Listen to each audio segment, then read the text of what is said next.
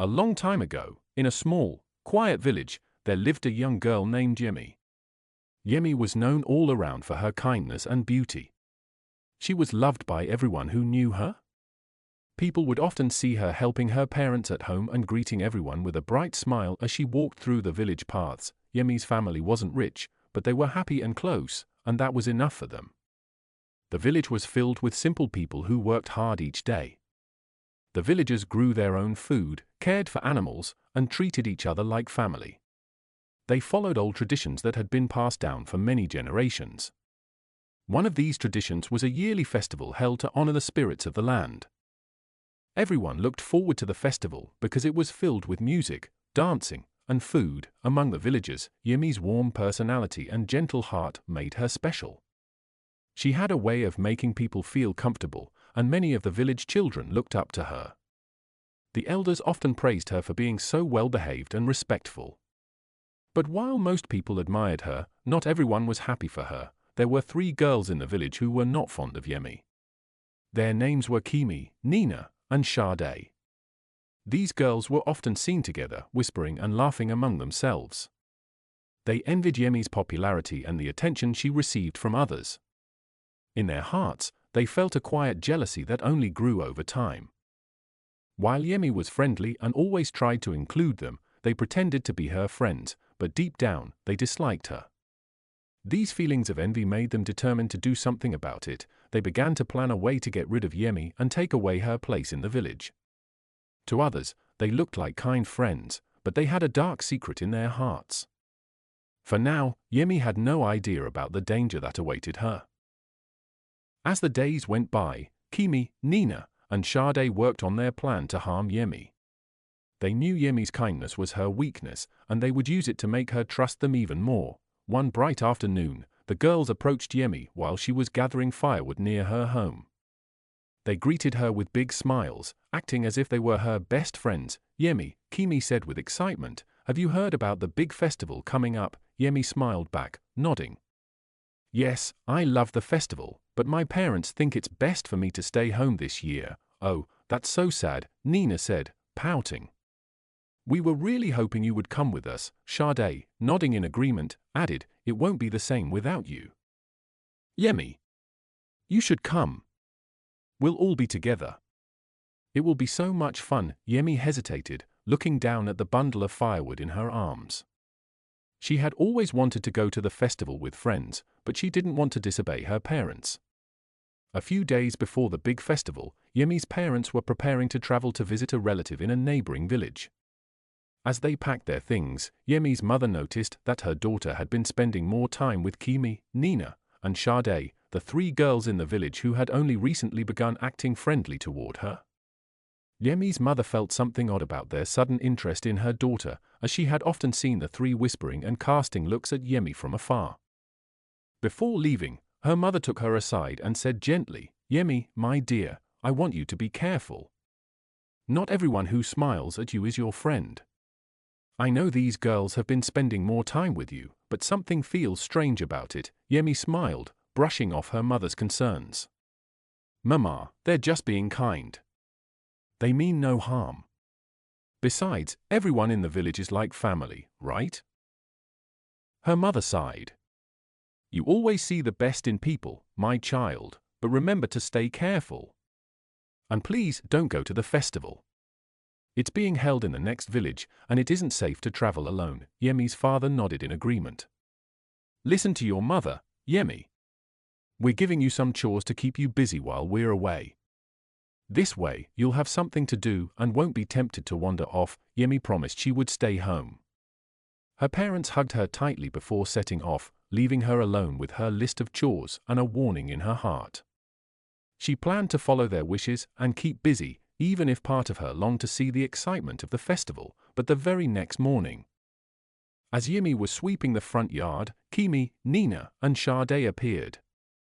They walked up to her with big smiles on their faces. "Yemi, we've come to take you to the festival," Kimi announced. Yemi shook her head. "I can't go. My parents asked me to stay home, and they gave me chores to do." "Oh, don't worry about that," Nina replied, waving her hand. "We'll help you with the chores. That way, you'll be done quickly, and your parents will never know. Yemi hesitated, looking down at her broom. I don't know. They told me it wasn't safe. Sade stepped forward, giving her a warm smile. We'll be with you the whole time, Yemi. It's in the neighboring village, but we'll stay together. And nothing bad will happen. Trust us. Their words made Yemi feel a bit more confident.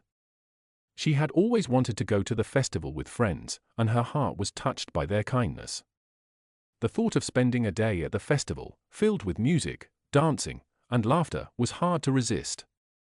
She smiled, thinking about how exciting it would be to have friends by her side. All right, Yemi said at last. I'll come with you, but we must finish all my chores first. The girls eagerly agreed, and together they worked through Yemi's list of chores, burying their hidden envy in their hearts. They laughed and chatted as they helped her, making it seem like they truly wanted her company. By the time the chores were done, Yemi felt a warm sense of friendship, believing that these girls genuinely wanted to spend time with her. As they set off toward the neighboring village, Yemi thought about her parents' warning but quickly pushed it aside. Her friends were with her, after all, and they had been so kind in helping her with the chores. She convinced herself that there was nothing to worry about. Yemi and the three girls set off toward the festival in the neighboring village. Excitement filling the air as they laughed and chatted along the path. For Yemi, this was a whole new experience. She had never left her own village, as her parents had always kept her close to home. But now, with her friends beside her, she felt brave and free. The sun shone brightly as they walked through open fields, past trees, and along winding paths. Yemi's heartbeat quickened with every step, thrilled at the thought of seeing a new place and meeting new people. Kimi, Nina, and Sade walked ahead, glancing back every now and then, smiling warmly as if they were leading Yemi on a grand adventure. After a while, they reached a large, dark river that cut across the path. The water was deep and calm, almost unnaturally still, with a mysterious feeling hanging in the air. Yemi looked at it curiously, wondering why the place seemed so silent. Kimi, Nina, and Sade moved forward without hesitation, carefully stepping onto the rocks that led across the river. They did not say anything to Yemi about the river's strange rule, as they had no intention of keeping her safe on the way back. Yemi, having never been here before, had no idea that crossing this river came with a hidden danger. In truth, there was an old rule that anyone who crossed the river had to follow.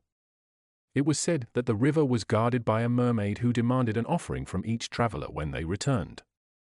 This offering was a token of respect to ensure a safe passage back. Those who failed to bring an offering of food would be pulled into the river by the mermaid, never to be seen again. Kimi, Nina, and Sade knew this rule well, as they had crossed the river many times before. But they kept silent, planning to use this knowledge against Yemi. Yemi followed the girls across the rocks, carefully balancing as she stepped. She looked around, fascinated by the strange beauty of the river and the peaceful silence that surrounded it. When they reached the other side, she breathed a sigh of relief, excited to be closer to the festival. Once they arrived at the neighboring village, Yemi's eyes widened with wonder. The festival was more lively and colorful than anything she had ever seen before. Stalls lined the paths, filled with all kinds of delicious treats and handmade crafts. Musicians played cheerful tunes, and people danced in open spaces, their laughter filling the air. The scent of roasted food and sweet fruits drifted all around them. Yemi's heart swelled with happiness as she took in the sights. She felt grateful to her friends for bringing her here, and her eyes sparkled with excitement. She had never felt so free. As the four girls wandered through the festival, something began to happen that Kimi, Nina, and Sade had not expected. Many of the young men in the village couldn't take their eyes off Yemi. Her beauty, combined with her gentle smile and humble nature, captivated everyone around her. They admired her simplicity and charm, and some even tried to get her attention. Among them was a particularly handsome young man named Chiji. He approached Yemi with a friendly smile, his eyes warm and inviting. "Hello, my name is Chiji," he said, extending his hand. "I haven't seen you around here before. Are you new to the festival?" Yemi shook his hand shyly, her cheeks turning a soft shade of pink. "Yes, I am. My friends brought me here for the first time today." Chiji's smile widened. Well, welcome. I'm glad you're here. Would you like to walk around with me? I can show you the best parts of the festival. Yemi glanced at her friends, who were watching her with tense smiles, then turned back to Chiji. She hesitated for a moment before nodding. That would be nice. Thank you. The two of them wandered through the festival together, talking and laughing as they explored the different stalls and attractions. Chiji was kind and funny, and Yemi quickly found herself feeling comfortable around him. They shared stories, enjoyed the festivities, and by the end of the evening, Yemi felt as if she had made a true friend, but as more people noticed Yemi, Kimi, Nina, and Sade grew bitter. They had expected Yemi to be grateful to them for bringing her along, but instead, she was the one stealing all the attention. The young men who would normally admire them were now completely charmed by Yemi. Kimi's face grew tense, Nina's eyes narrowed, and Sade clenched her fists. Each of them felt a mix of anger and jealousy. They huddled together, their eyes never leaving Yemi as she laughed and talked with Chiji and the other villagers. Look at her, Sade whispered, her voice filled with resentment. She acts like she's better than us. Yes, Nina muttered, crossing her arms. Everyone loves her as if we don't even exist. Kimi glared at Yemi from a distance. Maybe it's time we remind her that she's not so special after all. The three of them exchanged dark looks, their jealousy burning even brighter. They knew that Yemi wasn't aware of the mermaid's rule about offering food on the way back, and they planned to keep it that way. In their minds, this was the perfect chance to finally rid themselves of her. Yemi, meanwhile, was oblivious to the bitterness growing in the hearts of her so-called friends. She laughed, danced, and celebrated with Chiji and the other villagers, feeling happier than she had ever felt before.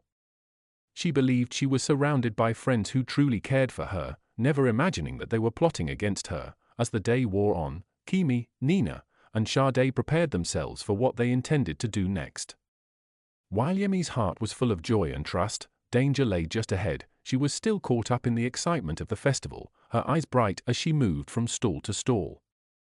The laughter, music, and colorful decorations made her feel like she was living a dream.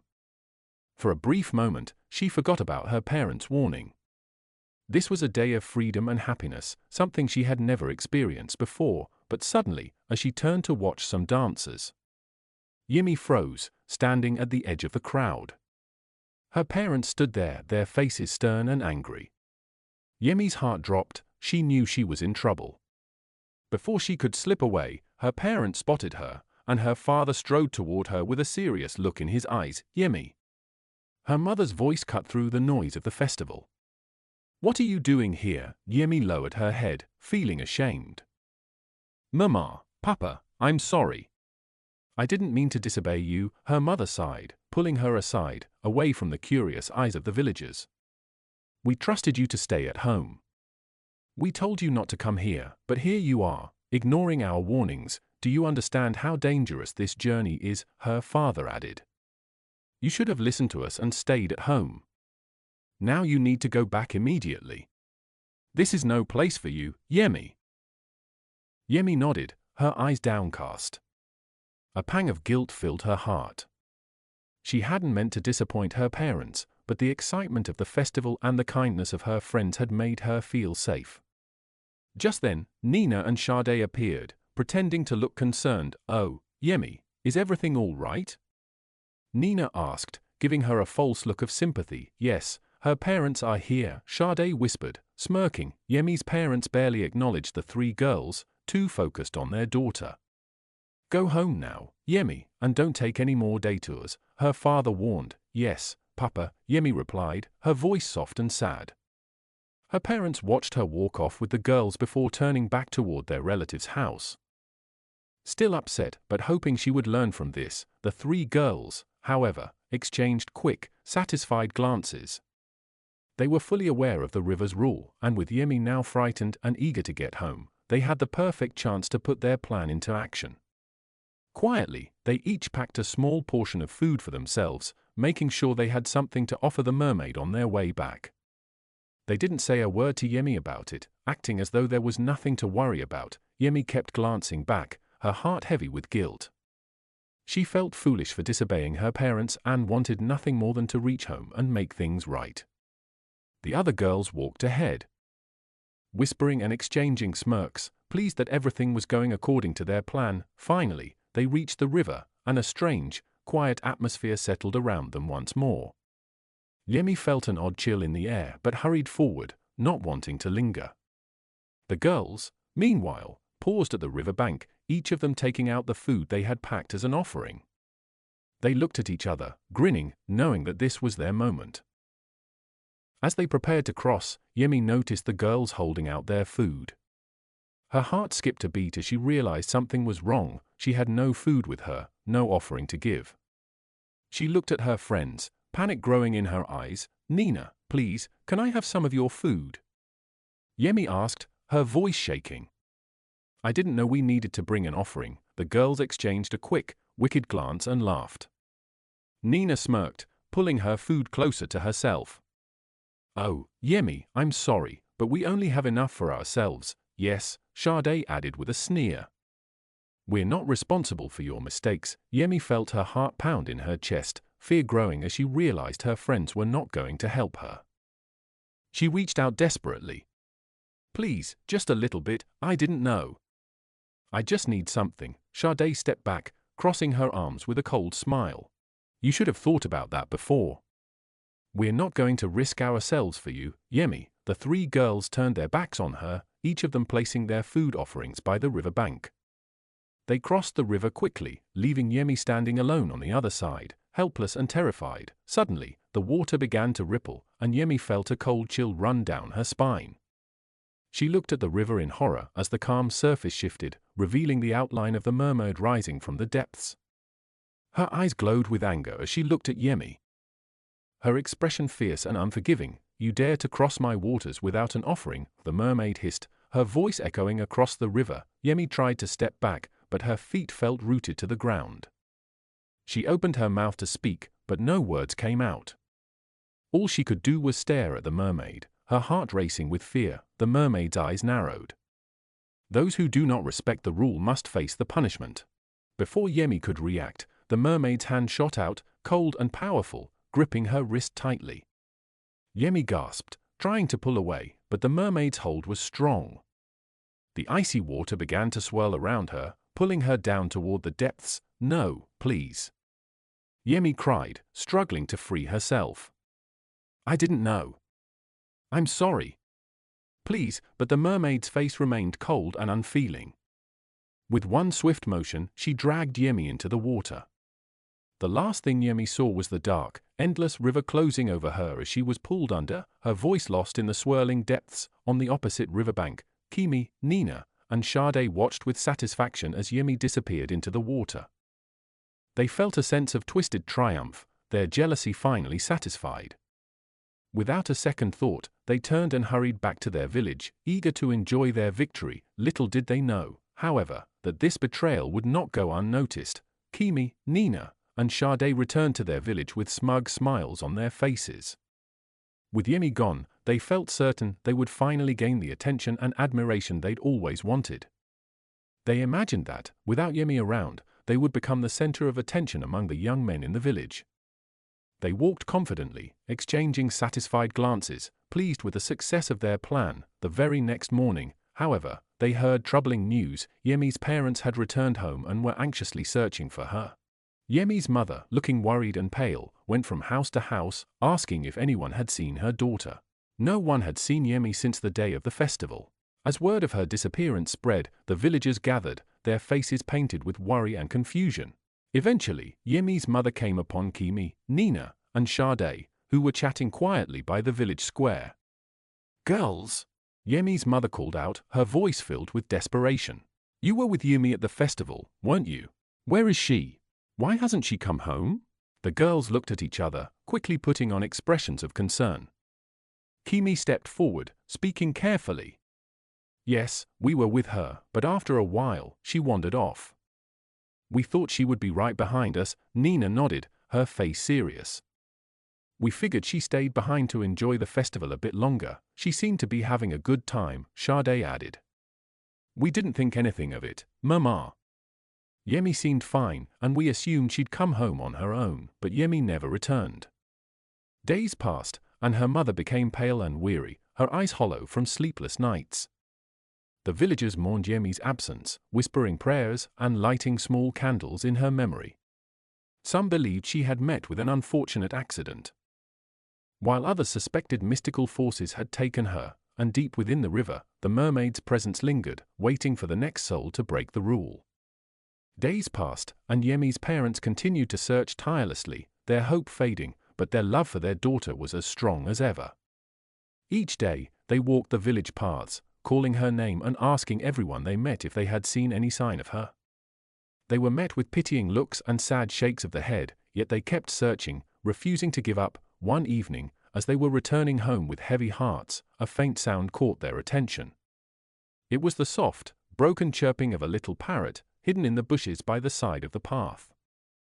The bird's feathers were ruffled, and it looked weak, struggling to keep itself upright. Yemi's parents stopped, surprised to see a bird in such a state. They knelt down to look closer, and to their astonishment, the bird began to speak. With a trembling voice, the parrot sang a sorrowful tune, its melody filled with pain and regret.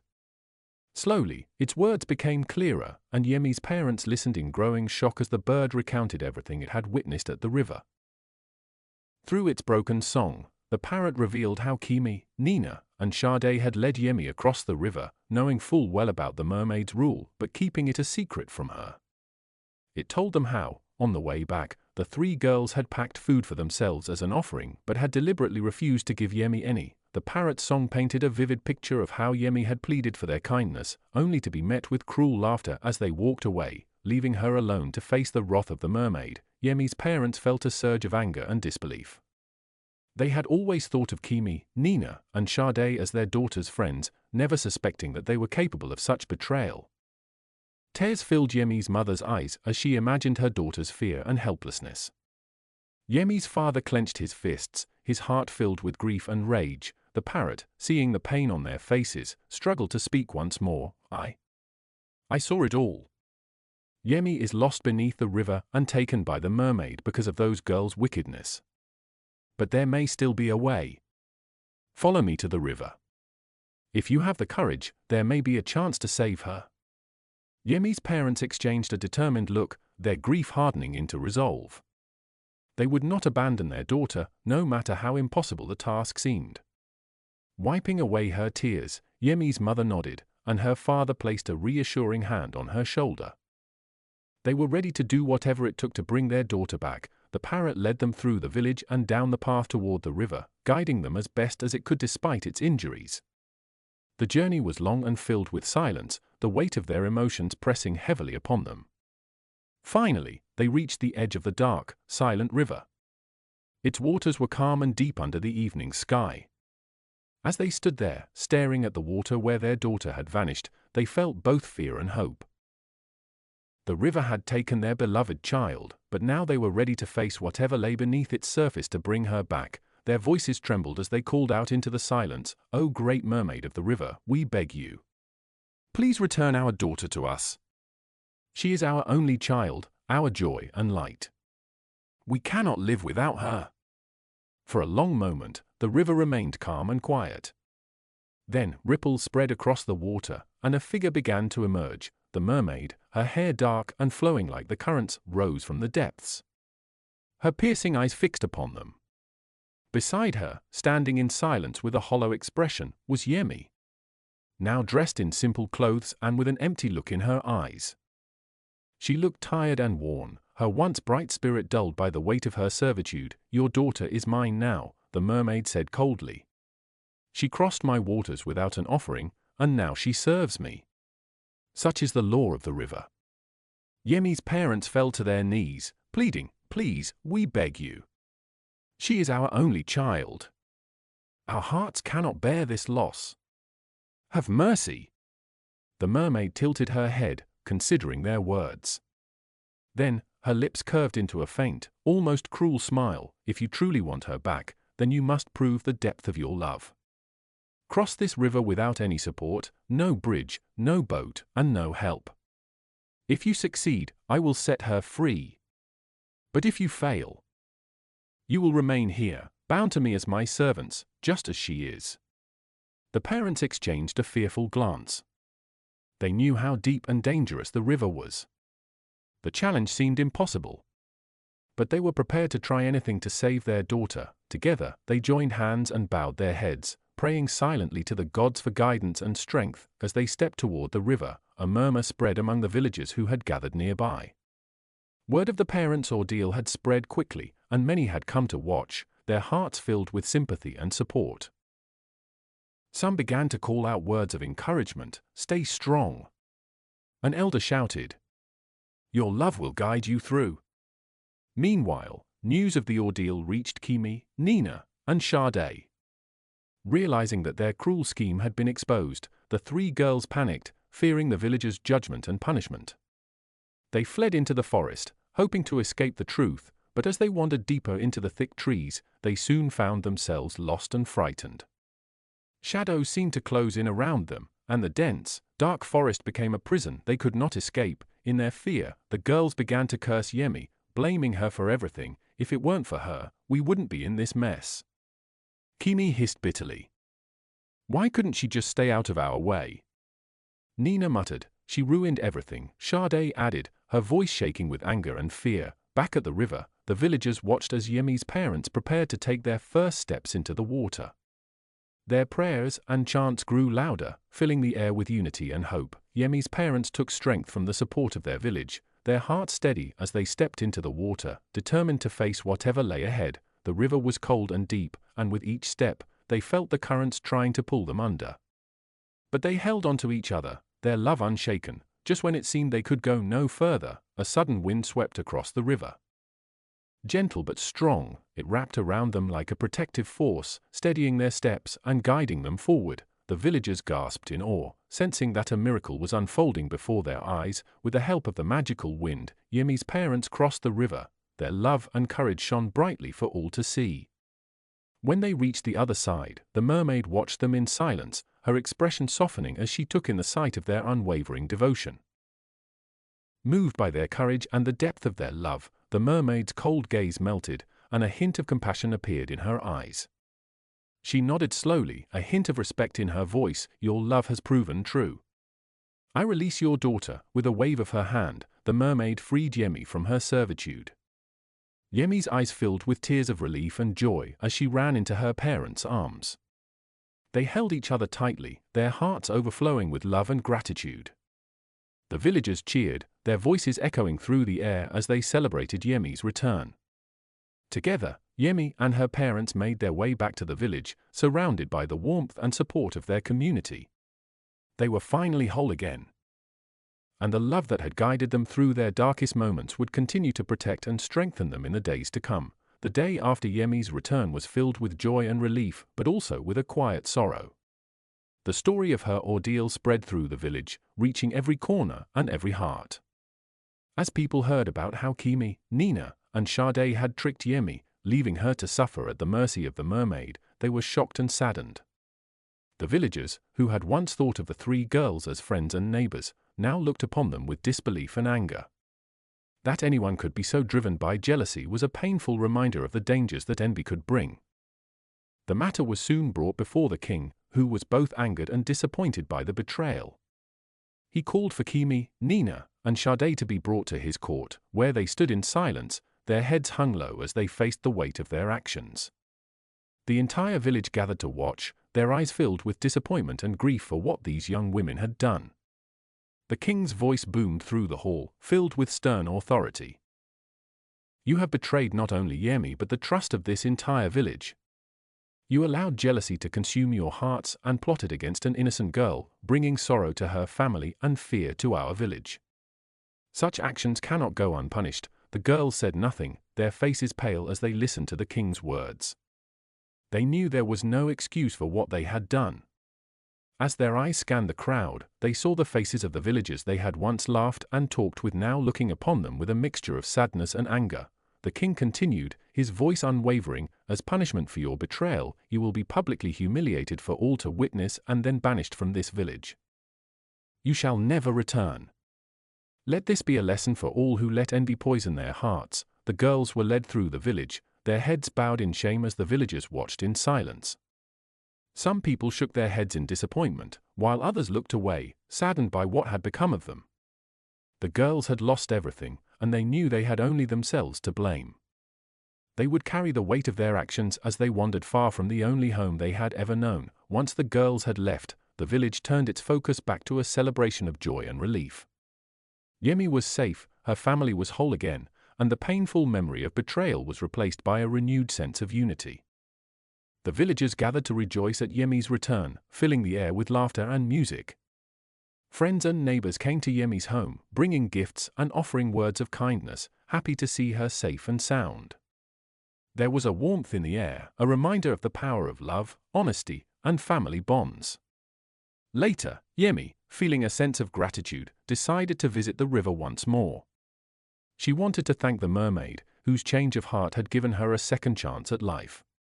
With a small offering in hand, she walked to the edge of the river and called out softly, "Great mermaid of the river, I have come to thank you." Slowly, the water rippled, and the mermaid emerged, her expression calm yet thoughtful.